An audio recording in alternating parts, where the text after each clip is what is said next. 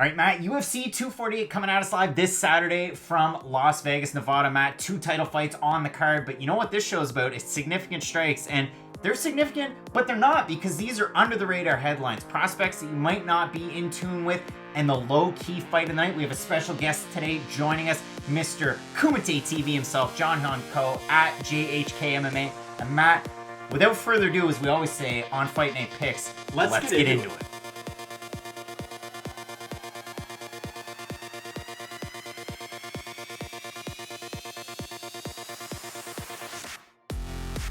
All right, Matt, and welcome to another episode of Fight Night Picks Significant Strikes. And I say another episode of because this is the second episode. We had an episode for UFC Norfolk. Now we're getting ready for UFC 248. We had predictions for the main event, the co-main event, 5 minutes for each of those and 2 minutes for the rest of the main card and the prelims. Make sure you check out that whole entire series and playlist up top in the cards. But Matt, today, like I said, a special episode because for the first time with one of these Fight Night Pick shows in a long time, we have a guest. We have Mr. Kumite TV himself, JHKMMA, John Hyon Ko, joining us all the way across the world from ocean to ocean, from sea to shining sea over in Korea. Breaking down this card, we're going to talk low-key fight of the night, rising stars, under the radar headlines. So Matt, without further ado, let's bring in our guest.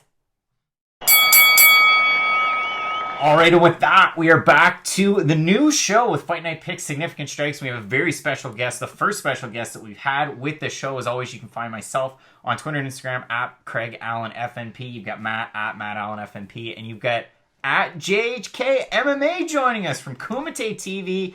What do you have going on these days, sir?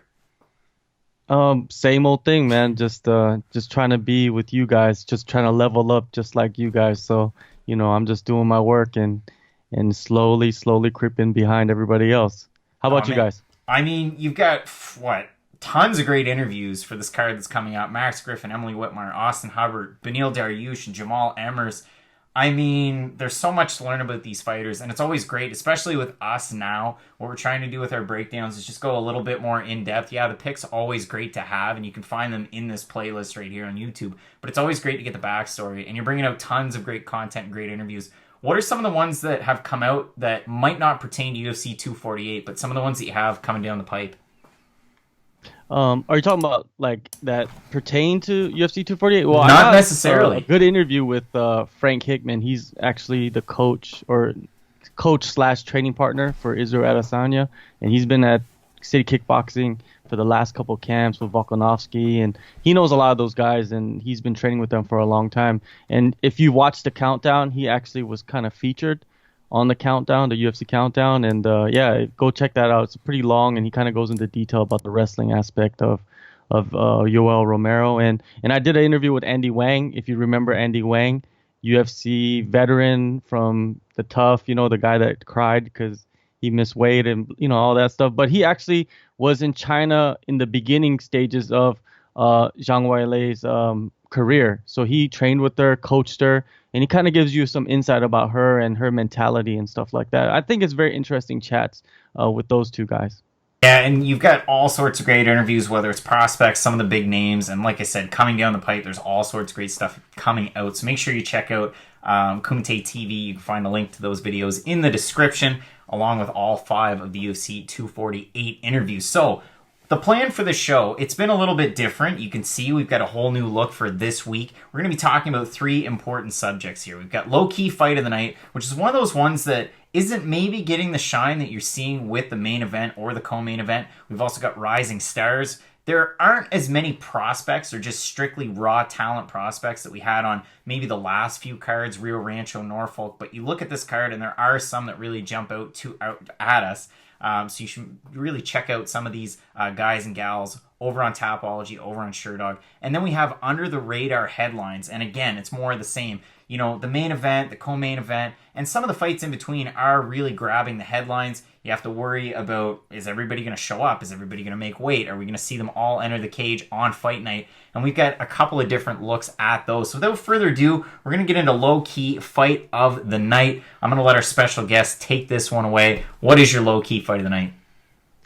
I don't know if it's as low-key as it should be, but I feel like the fight of the night is going to be Cowboy Oliveira versus Max Griffin. If you look at this is an interesting matchup. The reason why is because Cowboy Oliveira, his record, if you look at it, it's like 9-6-1, which is journeyman type of record, right, in the UFC. But on top of that, he's on a 3-fight skid. He's exciting, but if you look at the last 3 fights, it seems like he's declining at the same time. You know what I mean? So he has been beaten clearly by all of his opponents. And then on the flip side, you got Max Griffin. His record is 3-5. He's also in a lot of exciting fights, but he's in a weird position too. It's like if he loses another decision, could he be cut? It's like almost like these guys, are they fighting for their jobs? I know Max Griffin, he just got a new contract, but definitely Cowboys fighting for his job, man, because you can't lose 4 in a row and still be in the UFC, especially with the Contender Series and the UFC signing a lot of younger guys coming up. I feel like this fight is going to be one of those fights that we're going to talk about when the press conferences come around for UFC 248. And that was going to be my low-key fight of the night. And I'm going to go a totally different way with it. But some of the points that I had, and you kind of brought them up. You look at Oliveira, he's had 2 fight of the night performances, Mike Perry and Yancy Medeiros, and then he's had 3 performance bonuses against Hallman, LaFleur, and Condit. Whereas Max Griffin, such an entertaining style, such forward pressure, great boxing. 1 fight of the night against Zaleski dos Santos.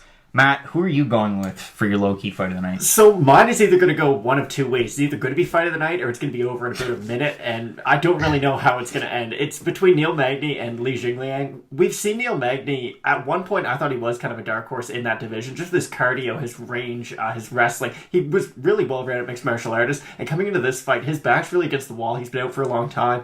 We haven't really seen him ever since the Ponzinibbio fight, and that was just such a brutal loss that if he can get a win over Jing Liang, it'll be such good to get back on track and kind of get him back into that top 15, get people talking about him again. But the problem is he either wins a really hard-fought decision or loses by finish, it seems, and there's not really even an in-between when it comes to Neil Magny, but I really do think that has all the potential to be fight of the night if it does get out of that first 2-3 minutes. So, I mean, going with a little bit of an audible here, like I said, my fight is the second fight of the night. You're supposed to have one of my favorite fighters in Douglas Silva de Andrade, and he was going to be taking on Russia's Evelev, and then he's out. It was due to a motorcycle accident, was it not? Yes, yeah. He got hit by a car, basically. In Phuket, you're riding around in those scooters, and it's pretty dangerous. I almost died one time in Phuket on a motorbike, so I know exactly what he's probably going through. So I don't know exactly the details of it, but I know that he was on a motorbike and he got hit by a car. If you've seen the pictures, he's pretty messed up. He is. So he's out of the fight. In steps Jamal Emmers, and then, at the same time, Giga Chikadze or Giga Chikadze. And you look at that fight, and a lot of people were pretty hard on us in the comments. I know you can say whatever you want in the comments, go for it. But a lot of people are saying, look at Chikadze, look at the kickboxing background, the fact that he had a very winning record in Glory. And then one person went as far as to say, well, look at Israel Adesanya's record in Glory. He was only 2-2, but Chikadze had a great record there. It doesn't mean as much as that. You can't look into it too much, but the odds are very close. A lot of people picking Jamal Emmers here in his UFC debut. He's on a nice little win streak. He just headlined an LFA card back in January. He's got a lot of things going for him. And on the flip side, he's got a guy that's going to engage in the striking game with him. It should make for an entertaining fight. Both of these guys, I mean, you got Chikadze, who won his UFC debut against Brandon Davis by split. You got a guy coming in his UFC debut. It should make for fireworks in our second fight. So with low-key fight of the night out of the way, we're going with Rising Stars. We've got a great guest here, Mr. Kumite TV himself. Sir, who are you going with for your Rising Star and your top prospect of this weekend? I'm going with Li Jingliang. I feel like he is a rising star. I know that he already has more than 10 fights in the UFC, but I don't know. This fight is going to determine, I feel, if he's going to turn the corner and become one of those top 10 welterweights in the world. You know what I mean? Like right now, he kind of like snuck into the rankings for a little bit, and then some odd reason, he got pushed out without even fighting, winning or losing, right? So I feel like this fight will probably put him in there. He's coming off a huge win off Zaleski, who was ranked, I feel like, in the top 10 at that time too. And he's also been pushed out the top 15 for some reason after one loss. But the key factor here is for Li, he always loses. He only has 3 losses. And all his losses are in enemy territory. If you look at Nordine, he lost to Nordine by decision, I believe, in Canada. He lost to Nakamura by decision in Japan, and he lost to Jake Matthews by decision or by knockout in Australia. So I feel like this is going to be the biggest test for him to go to Vegas on a major card, on a pay-per-view, and to see if he performs well, if he takes out Neil Magny, who is a great, great opponent, like Matt was saying earlier. It's going to be his like coming out party, so to say. And I mean, with a win there, you're taking on a guy who has wins over Kelvin Gastelum, Johnny Hendricks, and Carlos Condit. Like, kind of a bit of a legend killer. But yeah, he doesn't really maybe get the shine. Plus, he's had the long layoff. Matt, who are you going with for your rising star? So there's a few people to pick from, but who just does one thing so well, and that's Marco Madsen. He came into the UFC, silver medalist in the Olympics, which is pretty much as good as you can possibly get in the sport of wrestling. And when you watch him fight in MMA, he's not like a Sean O'Malley, who I'm sure we'll talk about, who they're kind of a Swiss Army knife. They can do a little bit of everything. Marco Madsen's a machete, and he's so good at that one thing. He's just going to wrestle you, take you down, beat you up, and look for submission. And I feel like that style is going to get him pretty far into the UFC until he does face some adversity, just because he is so physically strong for the weight division that I see him not facing any real adversity until he does fight, a top 20, top 25 type guy who will make him, force him to stand up, not just grapple with him every single time. But I feel like it is Marco Madsen. I just see him as having the highest ceiling of anyone on this card prospect-wise. And we have 3 different fighters that are, undefeated. And you left me with 2 great ones. And I'm going to leave one for the end, and maybe we can talk about him a little bit. But my guy is Rodolfo Vieira. This is a guy that everybody wanted to see him in the UFC when he wasn't fighting with the promotion. He's a guy at 185 that really brings it, just due to the fact that he has one of the craziest BJJ acumens that you're going to find. I mean, a lot of people want to see Gordon Ryan in the UFC. You see what Gary Tonon's doing with one championship. But don't look too far, because Rodolfo Vieira is the guy. He's the real deal at 185. And there's few fighters that I see that I go, wow, that guy or that gal has a fast track to the top. You saw it with Macy Barber. Yes, she lost her last fight, and I'm sure that'll happen with Vieira along the way. You see it with Cyril Gane at heavyweight, but Vieira is that guy for me at 185. Yeah, he's a little bit more long in the tooth as far as age is concerned, but he's only had less than 10 fights in an MMA cage. So you really have to take that into effect. Strong with his hands. He can really force a takedown. We saw that in the Nemchinov fight before he came into the UFC. He set it up with the strikes, and then he went power double leg, which is something that you don't typically see from a pure grappler. So for me, it's Vieira, and if he gets a win there, maybe not a top 15 guy, but maybe, again, a 20 to 15, a 25 to 15, which, again, so that's my rising star, leaves us with Sugar Sean O'Malley. And this is a guy that ESPN put out a hype video about him. Is it the Sugar Show 2.0? JHK. MMA. John, what do you think about Sugar Sean O'Malley? Are people going too crazy for him, or is he still that hype man? Is he still that prospect that everybody was excited to see coming off his win on Contender Series? Yeah, I feel like he's the same guy. I don't feel like we should be overhyped about the return of Sean O'Malley.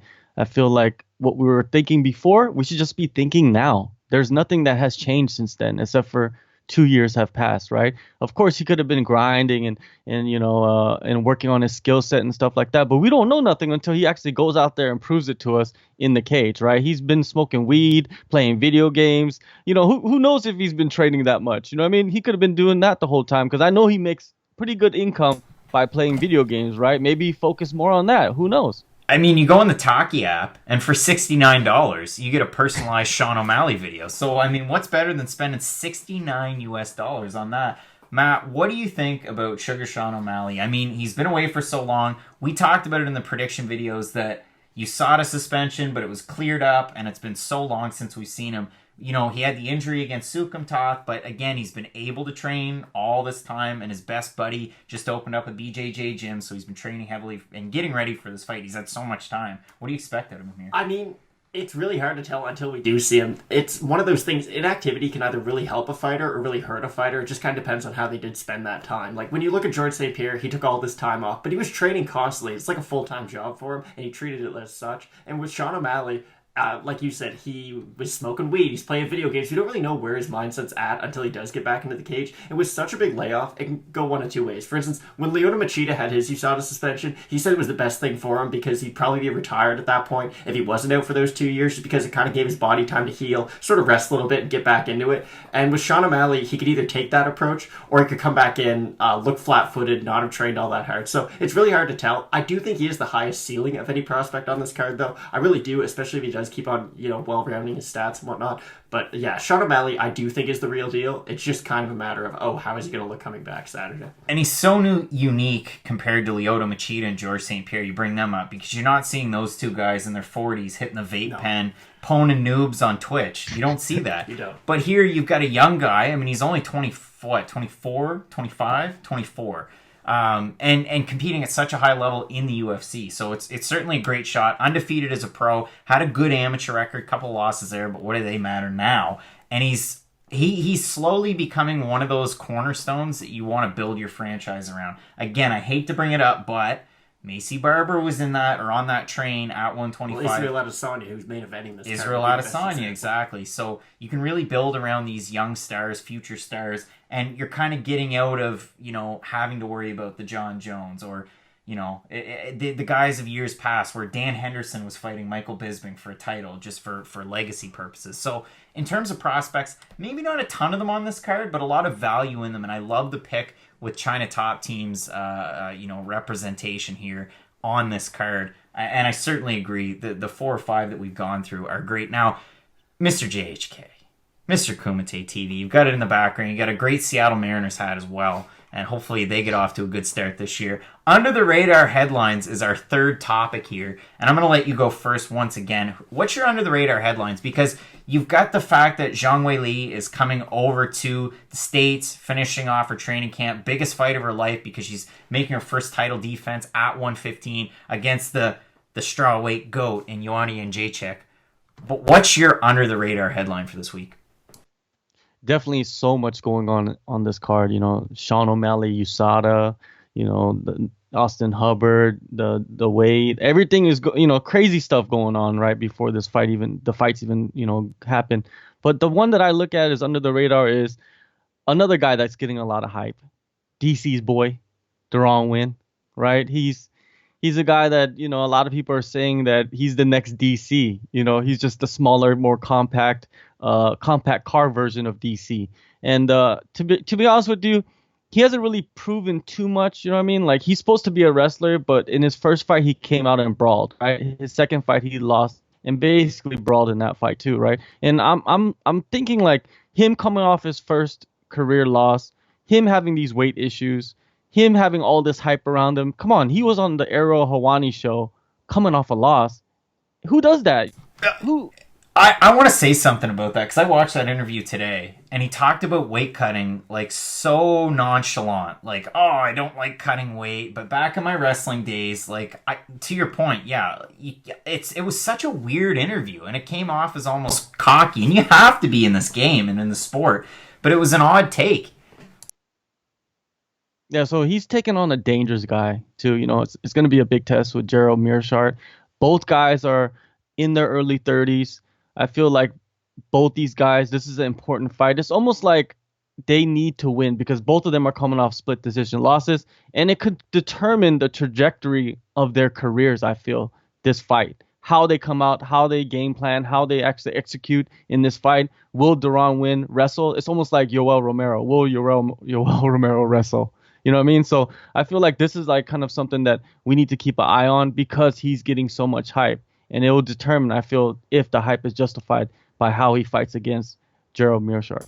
And I really like the spin on that because he's getting the shine from Ariel Helwani and the Ariel Helwani MMA show, but that's the point that maybe they aren't focusing on. So, Matt, what's your under-the-radar headline that you're going with this week? Mine is, has the UFC planned for Yoel Romero to win? Because everyone's talking about the fact that, Israel Adesanya, he can win this fight, and then he can fight Paulo Costa next, and we kind of know where the road leads for Israel Adesanya, but I don't think anyone's talking about the fact that Yoel Romero could very, very likely win this fight. I mean, we've never really seen an athlete as powerful as him, with just the longevity that he's had in the UFC, and he could go out there, just blast Israel with the double leg, elbow him like he did with Lyoto Machida, finish him quick, and it kind of ruins the division all over again. Because when you look at Yoel, he has losses to 2 of the 3 top guys in the division, and he would have only beat Israel Adesanya, who, again, being the champion would mean a lot, but he would still have so many losses in that top 5 of the division that it would really, mess everything up. And I just don't really think the UFC's planned for that scenario because Costa goes down. We need someone to fill in. Jared Cannonier would have been really fun, I think. And I understand why they picked Joe Romero, much more recognizable face. But I don't really think that they did plan long term for, okay, what if Israel does lose and Yoel wins? How are we going to matchmake him going forward? And we'll even make weight. I mean, it's been a big issue for him in his last 2 title fights. And, third time's a charm, hopefully, for him. Like, it'd be nice to see him make weight and be eligible to win the title. But there's just so many question marks around that main event and whether or not, and if the challenger does win, what the UFC does next. And then, your next likely challenger is going to come from UFC Oklahoma in that main event, Jack Hermanson and Chris Weidman. And I'm completely joking there because that's ridiculous and such a weird fight. But I like that. I really do. Matt really went hot take Susie on us and decided to say that Davison Figueiredo is going to miss weight. And look what happened. So you got to put your hot take shades on. And with that, I will put my hot take shades on because for me, it's an easy one. I see it as easy, and we talked about it earlier on. You're talking about one of the biggest fights, and it's been in our low-key fight of the night, it's been in our prospect, and now it's in our headline, but for a totally different reason. That fight at 170 pounds between Li Jingliang and Neil Magny is so important. And you look at Neil Magny, this is going to be his first fight in 476 days, over a year. He had that USADA suspension. It happened, and it was in early 2019 that the news kind of broke. And he broke it himself. He was very honest, one of those early fighters to say, hey, look, this is what's actually going on, showing some transparency with the fans. Later on in the year, it was kind of cleared, and there wasn't a whole lot in terms of details that were brought out. But if you look at Neil Magny's overall body of work, he became a pro in 2010. He fought every single year from 2010 on, and the least amount of fights that he had was in 2018. He only had 2. Every other year, he had 3 or more. Well, in 2019, he didn't fight. Is that going to be bad for him? Is that going to be good for him? I mean, this is a guy that was involved with the Army and U.S. Special Forces for 7 years. So he was really able to develop into a complete mixed martial artist later on in life. But it's going to be interesting to me to see how this layoff affects him. And he's taken on a guy that's surging in the UFC right now. You talked about it. He's had over 10 fights. He's won 3 straight. He's finished the last 2. He can get you in the body if you're David Zavada. He can get you in the head if you're Elizu Zaleski dos Santos. And in this fight, the odds favor the Chinese fighter at minus 175 for Li Jingliang. So, like I said, Neil Magny has that in his back pocket that, hey, I've got wins over Gaslam, Johnny Hendricks, Carlos Condit. But it's such a flip of a coin to me in this fight. Neil Magny's just kind of the perfect measuring stick for, okay, if you can beat him, then yes, you're justified being in that top 15. And maybe the casual audience doesn't know him as well as some other fighters, but Neil Magny amongst the hardcores at least still has that level of respect, I feel, in his career. Because, again, when you look at his losses, they're usually to main event level fighters or above. And if you can get the jump on him, it just kind of validates you in that, top 15, top 10 discussion. Where if you can beat Neil Magny, you can set yourself up for a 5-round fight next. Not a title fight, of course, but let's say there is a main event sometime soon. You could definitely throw Li Jingliang in there just off entertainment value more than anything. And it's going to be a great fight. So, no, I agree 100%. Neil Magny always will have a space in my heart because of those 2 comeback wins that he had versus Hector Lombard and Im Hyung-gyu. Those are some legit wins, man. Some highlight reel wins right there. But I don't think he's gonna win this fight, but I'm just giving you my prediction. BKFC's own Hector Lombard, man, just a great winner there, 1-0 to start his young career. But the point with this show, with Fight Night Picks Significant Strikes, like I said, it's under the radar headlines, prospects that maybe you haven't heard of or you haven't really dug up on. And low-key fight of the night, because it's easy to say the co-main and the main, they're going to get all the shine. Of course, they're both title fights, too. But it's always good to dig up some dirt and really analyze a card like this. And we were so fortunate to have a guest like John Hyon Ko, JHKMMA, Kumite TV. We really appreciate you coming on the show. Like I said, you have great interviews. Max Griffin, Emily Whitmire, Austin Hubbard, Daniil Dariush, and Jamal Emmers. What else, again, just so you can recap? What do you have coming down the pipe? Whether it's interviews that are already out there. You mentioned a couple of, proxy people involved with this card. But what else do you have coming out on the channel? And where can we find you again on social media? Everything is JHKMMA, Facebook, Twitter, Instagram. I got a bunch of fight interviews for the next card coming up for Bellator 241. I'm working on getting one of the main event fighters right now, but hopefully it works out because, when they're in Brazil and you're all the way in Asia, it's kind of hard to kind of, line up the times right there. But, I'm trying. And, just if you go on my page, I've been doing this thing with like prospects now from all around the world. So I'll just randomly reach out to certain prospects, and they're fighting at obscure regional promotions, and I interview them and get their stories and see who they are, because you never know. They could be in the UFC in 2 years. And it's just like this card. I mean, you look at the first fight of the night, and you've got a guy that a lot of people recognize in Guido Canetti, and then you've got Dana Batgarel. And I mean, maybe a lot of people don't know about him, but all of a sudden you find an interview online, and then you're down the rabbit hole. So we certainly appreciate you coming on the channel. And I know for a fact that we're going to have you back on on some of these shows, or at least I hope we can anyway. Maybe this severs the relationship. But no, it was awesome having you on. Check out his content. As always, subscribe to Kumite TV. Make sure you subscribe to Fight Night Picks. And as always, Matt, like we like to say, first of all, you can find Craig Allen FNP, or Matt Allen FNP. Now, all three of us, because this has become a thing in the comments, we have to say it on the count of three. Let's get into it. All right, 3, 2, 1. Let's get into it. Let's get into it. There we go. All right. Everybody enjoy Fight Week, and we'll talk at you next week. Perfect. Thanks so much.